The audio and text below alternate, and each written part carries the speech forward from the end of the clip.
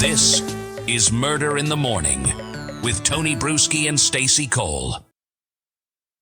Right now, we are talking with Gilbert King of the Bone Valley podcast, Pulitzer Prize-winner journalist. This is such a fascinating story, and we're breaking this whole thing into two parts. So this is the beginning of part two, and if you're joining us at part two, go to part one for context. Yeah, please don't miss that. You don't want to miss any of that. But yes, so we're at the point here where we got everything going on like you were just talking about, but then 10 years later, there starts to be some movement on this in a very different direction. Give us some more insight here into what to pick up basically where you left off is where I want to hear. Yeah. So, these fingerprints are discovered and, they match Jeremy Scott, a known killer who lived right in the same area as Leo and Michelle. And so they have these fingerprints, but they don't really get identified for 17 years later. Yeah. When they're finally identified to Jeremy Scott, he says, I'm just a stereo thief. I stole the stereo. That's what I used to do. That was my MO. But presents that in an evidentiary hearing and the judge buys it. Mm-hmm. And so Leo is denied a new trial. And because Jeremy said that, that John Aguero, the prosecutor, brought him into an office with no tape recorders, no witnesses, and they worked out a deal. And which is true. I mean, it's testified to that he did not bring witnesses in. Mm-hmm. He didn't tape it. They had a secret conversation. And Jeremy comes up with the story that I'm just a stereo thief. And that's what I was doing that night. That's why my fingerprints were in there. Yeah. But afterwards, nothing happens. He's promised parole, he says, help with parole. And that never happens. And then the prosecutor passes away. And Jeremy Scott says, the state lied to me. And at that point, he's been in prison for 20-something years himself. He's never getting out. He writes a letter to Leo's lawyer saying, I actually did kill Michelle, and I can tell you exactly how it happened, where it happened. And he goes into detail, and it pretty much matches everything that's known and not even known from the trial testimony. But here's the thing. Yeah. This gets into another evidentiary hearing, and they basically just attack his credibility. Say, well, you said you were a stereo thief, and now you're lying. You're changing. We can't believe a word you say. And they throw him out with the bathwater because, he's got a low IQ. He's off his meds. And they kind of present him as sort of, non-reliable, non-credible. And so Leo is denied a new trial again when you have the man who is, think about this. He's forensically linked to the crime scene, and he confesses in detail. Imagine if this was reversed. Right? Imagine if he confessed first, right? Any prosecutor's office would say, that's great. You can say whatever you want, but are you forensically linked to the crime scene? And Jeremy is. So the fact that it came in the reverse order after he'd lied on the stand saying he didn't kill Michelle, they were able to use that against him by saying he has no respect for the truth. You can't believe a word he says. What year was all this going on in where he confesses? Where are we at in timeline here? 2016. Okay, so we're 2016. We've got the technology. We've got all of the things that could actually back up his story. This isn't like back in 1987. But they're acting like it's 1987. Yes. Yeah. I mean, these were his fingerprints. The state, stipulated these are his fingerprints. But they just went with this story like, he's just a car stereo thief. It was just, he just stumbling along that. And meanwhile, I'll just tell you, when I started investigating it, I just said, I'm talking to Jeremy Scott. Yeah. I want to hear this because I see him on the stand. He's like a hostile witness and he just gets answered yes and no questions. And he doesn't really elaborate. But, we went in there and we got an interview with him in 2021 and he absolutely came clean, told the story. He was extremely remorseful. He said, we asked him, do you ever think about Michelle, the victim? We talked to him much differently than the police and the lawyers. Yeah, it was more like a therapy, like a human session to us. Yeah, it was very human. And he said, think about it all the time. Like when I go to sleep at night, I see the faces of the people I killed. Like that's my punishment, and it's a lot to bear for me. And if I can do anything to it's not going to bring Michelle back, but if her family knows that I'm the one who did this, and if it could help Leo get out of prison, like that's the only thing left that positive that I can contribute to humanity is by just being truthful about what I've done. And in truth, he confessed to another killing to me that he'd gotten away with. which completely matches. I've gone into the authorities. They've reopened the case. But like, he's being truthful. I mean, this guy he's killed 4 people and he got away with 3 of them.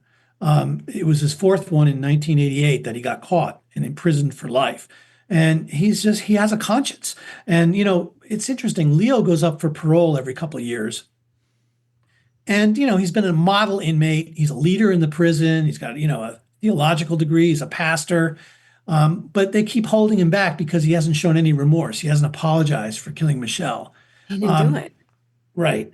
It's like what's going on with the Menendez brothers to a certain extent, where it's like, show remorse, say you did it, say you lied. It's like, well, they were sexually abused by this monster for all these years. What do you want him to say? It's the same. It's someone is completely removed from the case itself that just wants their own ego stroked.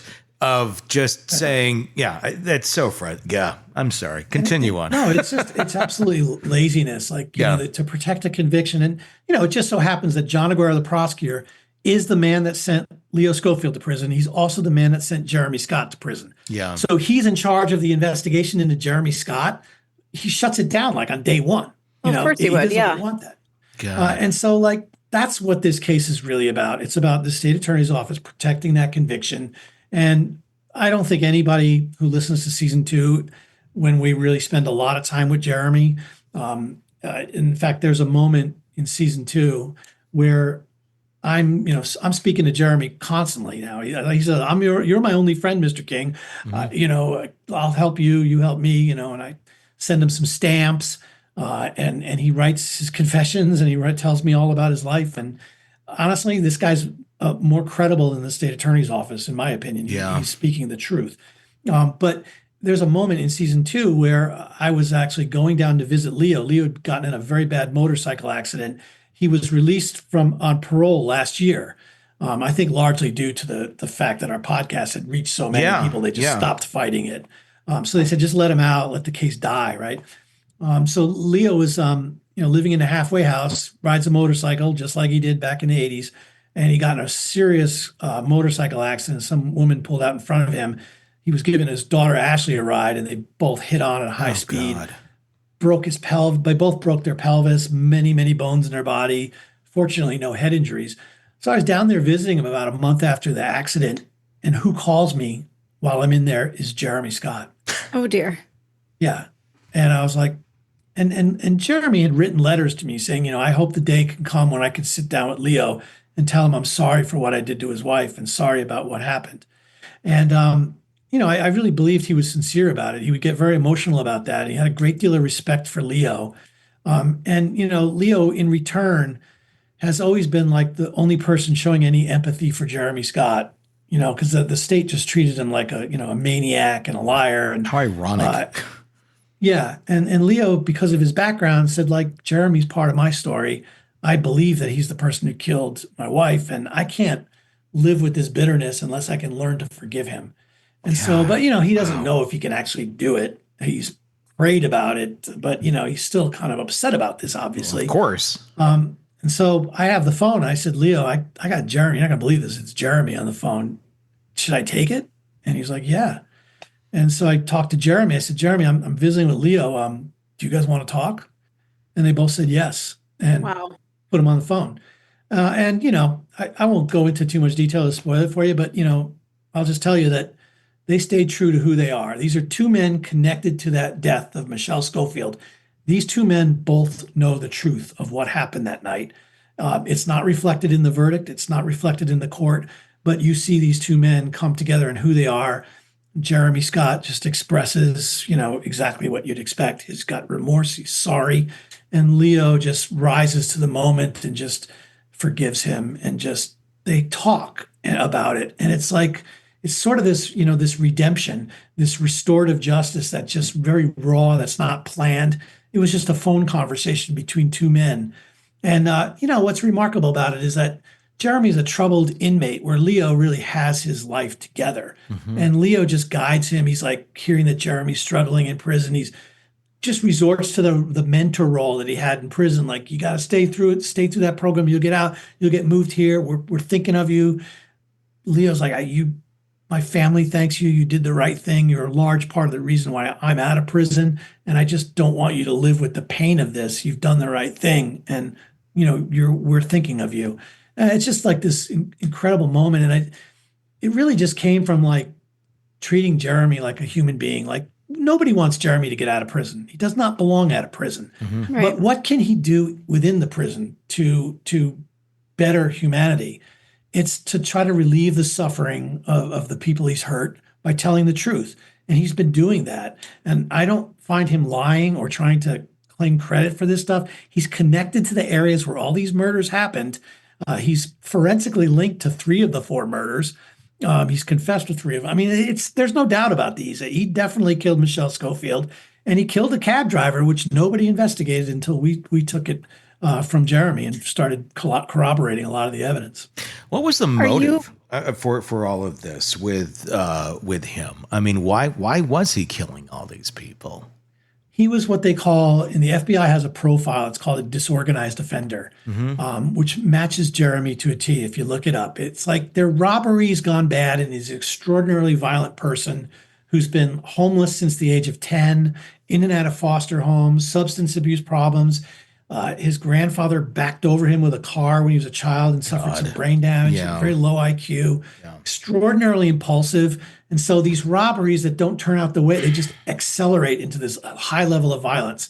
There's no patterns to it. All the weapons are different, but all the scenes are basically chaotic. He just, flees the scene, steals the car, runs away, but he gets away with this 3 times until he's finally caught. So that's pretty much his MO, is just robberies gone wrong, trying to steal Michelle's car. Yeah. She panics. He pulls out a knife and stabs her. Wow. But 26 times. I mean, that's not, I'm going to stab somebody so I can just take their car and disarm them. It is a violent, I'm going to destroy this person, because if you do something 26 times, there's some rage there. I mean, it feels like that's what you would expect from a spouse. I mean, that's a crime of passion. But if you add mental illness or disability into the mix, that can also mimic that as well. Which I'm guessing that's probably what was going on here. Yeah, I mean, it's just all his crimes are extraordinarily violent. He robs an old woman, he shoots her in the stomach with a rifle and then bashes her over the head until she dies. Yeah. The one he got caught for, and he confessed to this one too, was a man who'd fallen asleep at a house in his recliner, and Jeremy just pulled out this heavy, like champagne type wine bottle and just smashed him over the head repeatedly, then choked him with a telephone cord until he died. I mean, every one of his crimes are extraordinarily violent.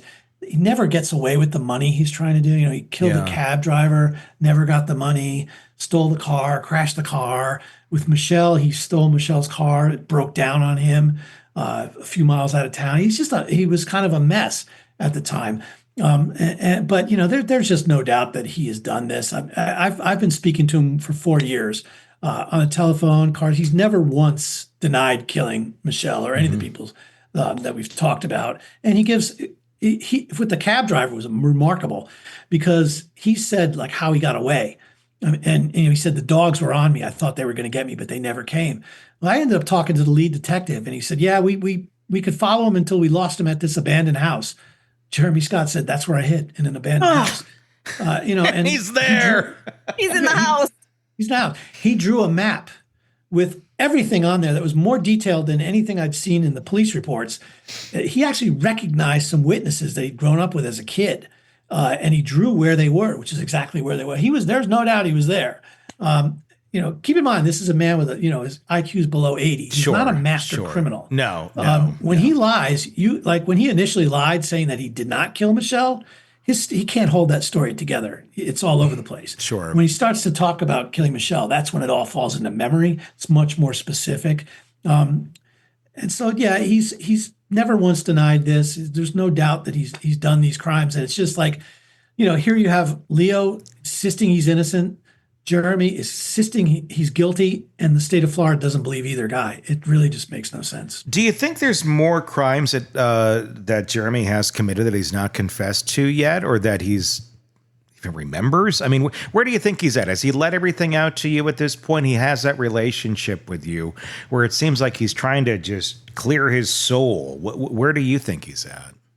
I think it's 4. I think 4 is how many people he killed. Yeah. I think there may have been other people that he like bashed over the head and doesn't know. He used to hang out outside the gay bars in Lakeland and attack gay men because they were less likely to report to police any incidents. So he would sometimes roll them while he was hustling them and then, smash them over the head. And a lot of these times they just never went to police. But sometimes they did, and there was a lot of violence that happened. That I'm pretty convinced that Jeremy did a lot more there. I just don't think he killed anybody else, or if he did, he doesn't know it. And I did look into it. There was one body that turned up in the same place where Michelle was found, but it looked like Jeremy might have been in prison the day before that murder.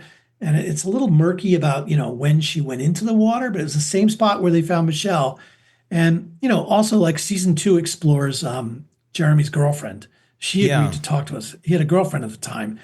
And she said, well, the place they found Michelle's body, that's where he used to take me to have sex. That was his hangout. God. That was our hangout. So he's connected to the scene. He's forensically tied to the crime scene. And he's confessed in detail. Like, there's no doubt. But, I think it's just like the effect of the podcast. When the first season came out, Jeremy had a son that he'd never really met, because he got his girlfriend pregnant right before the killing. The son, Justin, had never heard his father's voice before until he listened to the podcast. Okay. Wow. And he was just always believed that his father was a monster. Yeah. And when he heard Jeremy talking like emotionally and taking accountability and being remorseful about it, he's like, now I want to talk to him. I always want to steer clear of him, but he didn't sound like the monster. And so that's a big part of season 2. Like, there's some crime in there, but there's also a lot of the ripple after effects of crime and the people who kind of come together in this really graceful way. And it's all really led by Leo and the way Leo is as a person. I think it inspired the people in the story, including Justin himself, who felt really guilty. He said, if they would have caught my dad for killing Michelle Schofield, I never would have been born. So he felt this tremendous guilt for being alive. It's really remarkable that the path that this story has taken. But it all stems from Leo. That's how really compelling a human being he is. What do you? Go ahead, Stace. What is it like for you to step back? You're dealing with people who've dealt with horrific trauma. You're dealing with perpetrators of crime, people who haven't perpetrated crime. What's it like for you when you're lying in bed at night just thinking about life in general? Has this changed you as a human being? It's changed their lives, but has it changed you? It definitely has, because, most of my work before was, in the 40s and 50s, and everybody's dead. I don't really get to interact with people. In this case, I'm in there with Leo's family. I'm talking to the lawyers. I'm talking to Chrissy. I'm talking to Ashley. I'm talking to all the witnesses. I had a really tremendous access. I had access to Jeremy Scott, the murderer. So I'm in there with all of these people. And I remember at one point, I started sending Jeremy books. And Jeremy was in solitary confinement because guess what? He stabbed another person in prison. And you look at I remember thinking that, what am I doing talking to this guy? It's so obvious. Leo has been exemplary in prison. He's mentored so many people. He's a leader. And here's Jeremy, and which guy stabbed Michelle? The guy that's killed 4 people and, stabbed somebody in prison, or Leo? And it's just can we end this nonsense now? I mean, so I think about this. I thought about, eventually it's Leo, I have to talk to you about this because I'm sending Jeremy books and it relaxes him. He talks about the characters in books. He gets very empathic with me and really honest with me. I think books put him in another world and let him step into other people's lives. And that's kind of what I wanted. We talk about Game of Thrones. We talk about Hunger Games. I was sending him things that my kids read because, he kind of dropped out of school in 4th grade. Yeah, sure. Learned to read in prison, basically. But I just noticed it was different over the years as he would talk about the books and how much they meant to him. And he'd ask about Leo. How is he doing?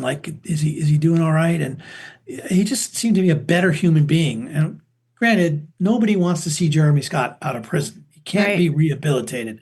but I think he can be redeemed. And I think we have people who, like there's a house cleaner in Jacksonville who heard the story and just felt so bad for Jeremy and said, he doesn't have money for deodorant and toothpaste. I'm sending him $20.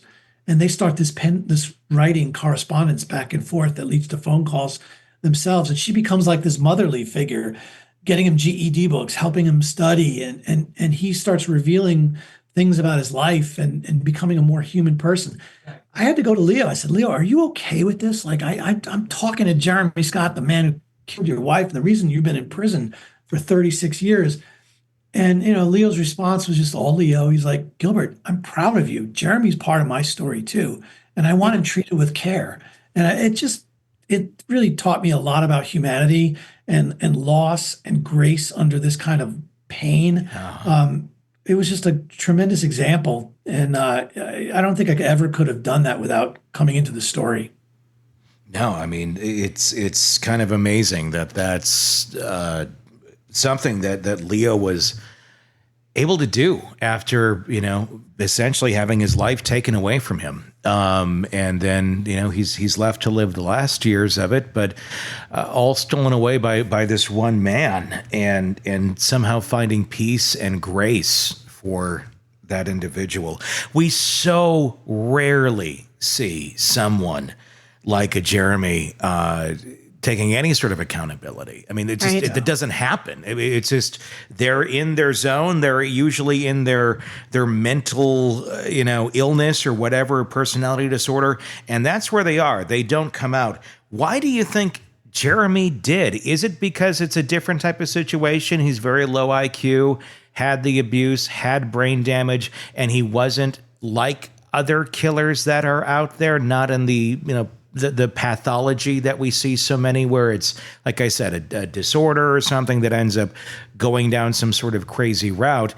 Is this, because he is more of a human, but it explains more of what he did based on the damage that was done to him?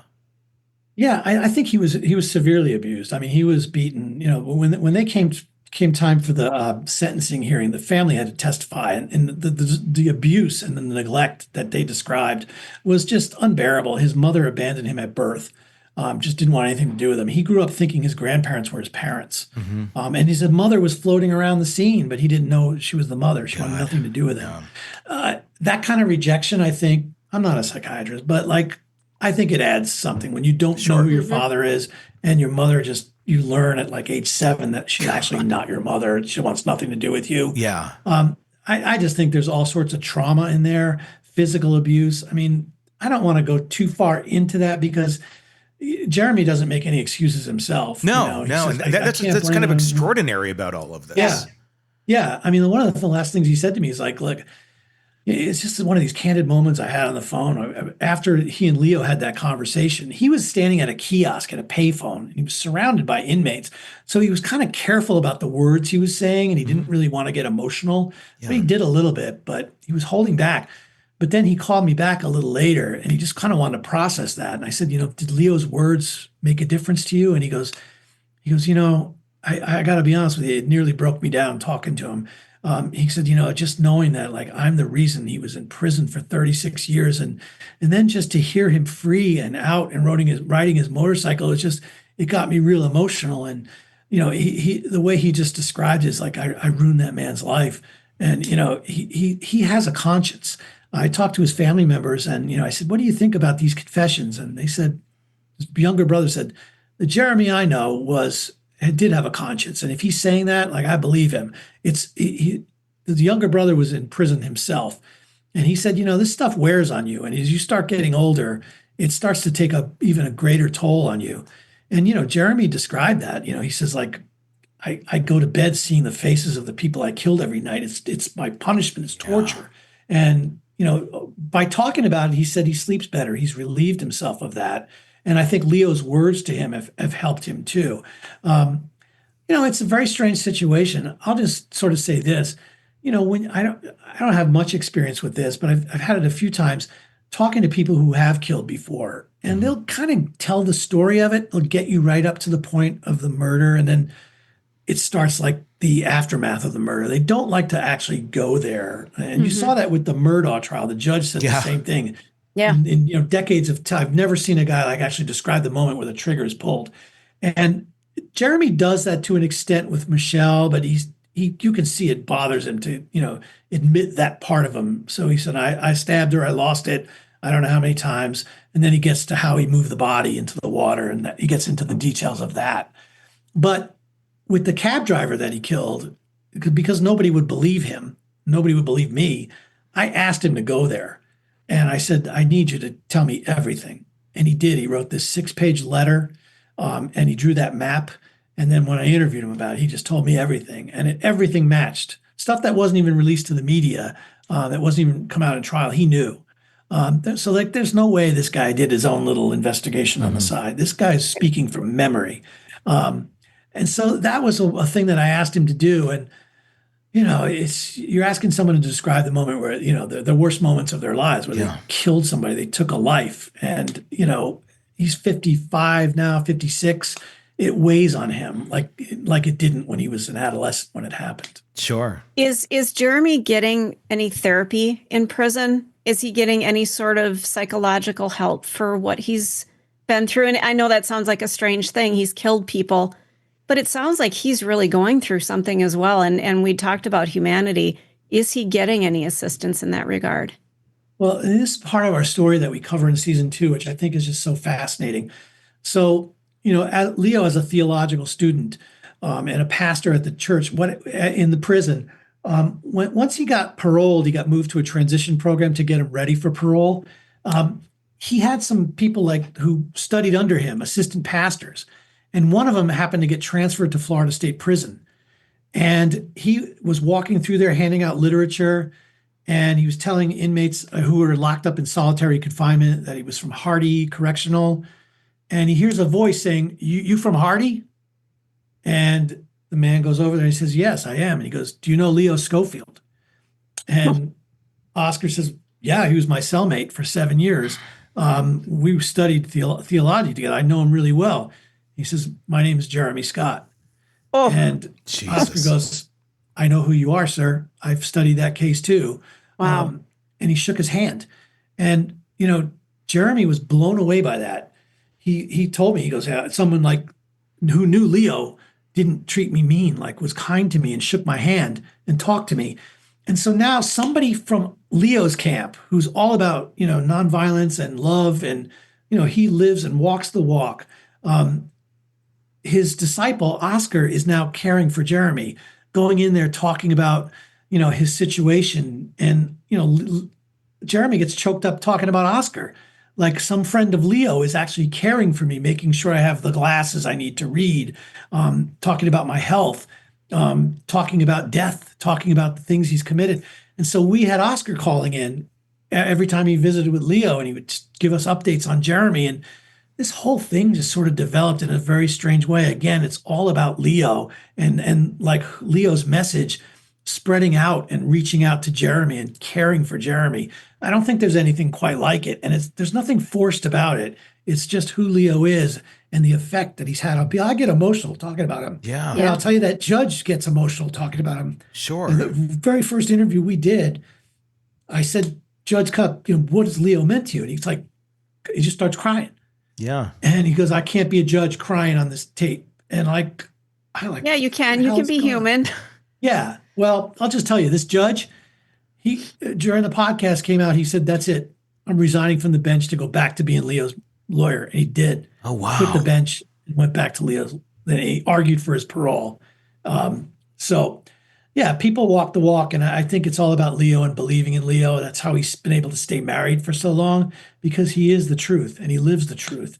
And his truth and his goodwill is so strong that it's basically helped another family, Jeremy's family, rally around Jeremy for doing the right thing. So, wow. It's an humanity. incredible story of, humanity, redemption, and grace in some of the most difficult and mentally, almost impossible moments of some people's life. And what an amazing story. It is. Gilbert King, Bone Valley podcast, and season 2 is about to launch here. What's the date of the drop on the new It one? already did, didn't it? Yeah, it just came out like 2 weeks ago. So I think we're on episode 3 right now. Okay. There's 6 All right. in total. So Wherever you get podcasts, check that out, Bone Valley podcast. It is, it's an amazing story.